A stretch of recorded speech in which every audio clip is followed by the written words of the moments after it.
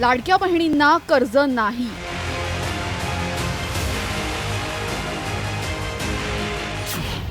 मंत्री अदिती तटकरे यांची विधानसभेत माहिती.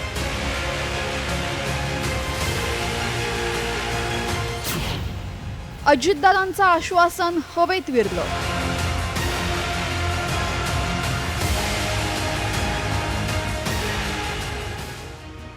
सरकारी कर्मचारी असूनही योजनेचा लाभ घेणाऱ्या लाडक्या बहिणींचा हप्ता बंद केल्यानंतर आता सरकारनं आणखीन एक महत्त्वाचा निर्णय घेतलाय. काही दिवसांपूर्वीच अर्थमंत्री अजित पवारांनी लाडकी बहिणी योजनेतील लाभार्थ्यांना 40,000 रुपयांपर्यंत बँक कर्ज देण्याची घोषणा केली होती. काही जिल्हा मध्यवर्ती सहकारी बँका चांगल्या आहेत, तिथं आमचे दर महिन्याला 1,500 रुपये त्या भगिनीला जातात. त्याच्याऐवजी त्या भगिनीला त्यांनी 30 ते 40,000 रुपये द्यायचे आणि हप्ता ह्याच्यातनं त्यांचा जाईल. 40-50,000 रुपयाचं भांडवल जर तिला झालं तर त्याच्यातनं ती माझी बहीण काही ना काही स्वतःचा व्यवसाय करू शकेल. मात्र लाडकींसाठी कर्जाची अशी कोणतीही योजना नाही, अशी माहिती महिला आणि बालविकास मंत्री अदिती तटकरे यांनी दिलेली आहे. दरम्यान ही योजना नेमकी काय होती, सविस्तर पाहूया.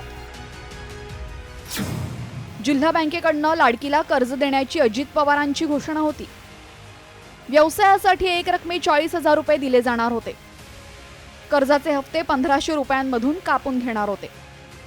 लाडकीला स्वावलंबी बनवण्यासाठी ही कर्जाची योजना आणली होती. अदिती तटकरेंच्या माहितीमुळे लाडक्या बहिणींसाठी कर्जाची कोणतीही वेगळी योजना राबवण्यात येणार नसल्याचं स्पष्ट झालंय. महायुती सरकारने 2025-26 साठी 36,000 कोटींची तरतूद केली आहे. मात्र लाडकीमुळे इतर विभागाच्या विकास कामांना कात्री लावली जात असल्याचा आरोप थेट सत्ताधारी मंत्र्यांनीच केला होता. अशातच तिजोरी रिकामी असतानाही अर्थमंत्र्यांनी लाडकीला केलेल्या कर्जाची घोषणा त्यांच्या सहकारी मंत्र्यांनीच फोल ठरवली आहे. आता लाडकीचे लाड सरकारलाही परवडत नाहीयेत, हेच यातून स्पष्ट झालंय. ब्युरो रिपोर्ट, साम टीव्ही न्यूज.